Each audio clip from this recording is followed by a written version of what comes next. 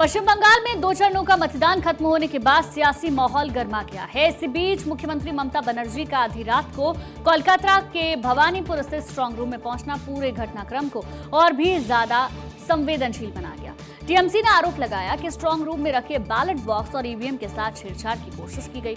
Party का दावा है कि बिना अधिकृत एजेंटों की मौजूदगी के बैलेट बॉक्स खोले गए, जिसे लेकर उसने एक वीडियो भी जारी किया है। इन आरोपों के बाद टीएमसी कार्यकर्ता और नेता काउंटिंग सेंटर के बाहर धरने पर ही बैठ गए। और स्ट्रांग रूम से बाहर आने के बाद में ममता बनर्जी ने चुनाव प्रक्रिया की पारदर्शिता पर सवाल उठाते हुए साफ कहा कि जनता की वोट की सुरक्षा सर्वोपरि है। उन्होंने सुझाव दिया कि स्ट्रांग रूम के बाहर मीडिया के लिए सीसीटीवी कैमरे लगाए जाएं और उम्मीदवार या उनके एजेंट्स को 24 घंटे निगरानी की अनुमति मिलनी चाहिए। ममता ने यह भी आरोप लगाया कि शुरुआत में केंद्रीय बलों ने उन्हें अंदर जाने से रोका, लेकिन अधिकार जताने के बाद उन्हें प्रवेश दे दिया गया। उन्होंने चेतावनी दी कि 4 मई को होने वाली मतगणना में किसी भी तरह की गड़बड़ी को बर्दाश्त नहीं किया जाएगा। टीएमसी के मुताबिक भवानीपुर विधानसभा क्षेत्र के सखावत मेमोरियल स्कूल स्थित काउंटिंग सेंटर में रखे स्ट्रांग रूम में बैलेट बॉक्स खोले जाने की घटना गंभीर चुनावी अनियमितता है। पार्टी का कहना है ये सब बीजेपी और चुनाव आयोग की मिलीभगत से किया जा रहा है। इससे पहले भी ममता बनर्जी ने वीडियो संदेश जारी कर पार्टी कार्यकर्ताओं और एजेंटों से अपील की थी कि ईवीएम स्ट्रांग रूम पर 24 घंटे नजर बनाए रखें।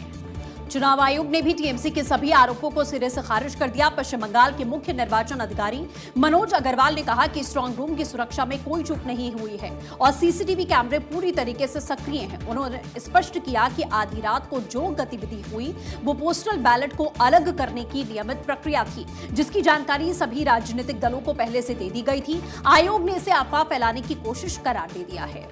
बिल्कुल, इस पूरे विवाद के बीच राज्य में राजनीतिक तनाव और भी ज्यादा बढ़ गया। वहीं बीजेपी नेता तापस रॉय ने कहा कि तृणमूल कांग्रेस हार के डर से इस तरह की अफवाह को फैला रही है। उन्होंने खुद स्ट्रांग रूम जाकर देखा कि सब कुछ सामान्य है, जबकि पश्चिम बंगाल के बीजेपी अध्यक्ष शमिक भट्टाचार्य ने कहा कि टीएमसी ने अपनी हार मान ली है। उन्होंने कहा कि ममता बनर्जी को पता है कि क्या होने वाला है।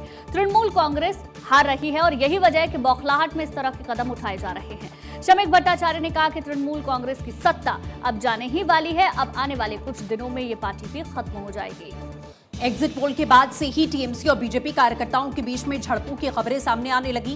काउंटिंग सेंटर के बाहर दोनों दलों के समर्थक आमने सामने आ गए, जिससे टकराव की स्थिति बनी। हालात को देखते हुए सुरक्षा बलों की भारी तैनाती की गई। ममता बनर्जी के काउंटिंग सेंटर पहुंचने पर बीजेपी ने सवाल उठाए और इसे असंवैधानिक करार दिया। कुल मिलाकर मतगणना से पहले पश्चिम बंगाल का सियासी माहौल बेहद तनावपूर्ण है। एक तरफ टीएमसी चुनाव धांधली के आरोप लगा रही है, दूसरी तरफ चुनाव आयोग इन आरोपों को निराधार बता रहा है। ऐसे में अब सबकी नजर 4 मई को होने वाली मतगणना पर टिक गई है, जहां यह तय होगा कि यह सियासी संग्राम किस दिशा में जाता हुआ दिखेगा।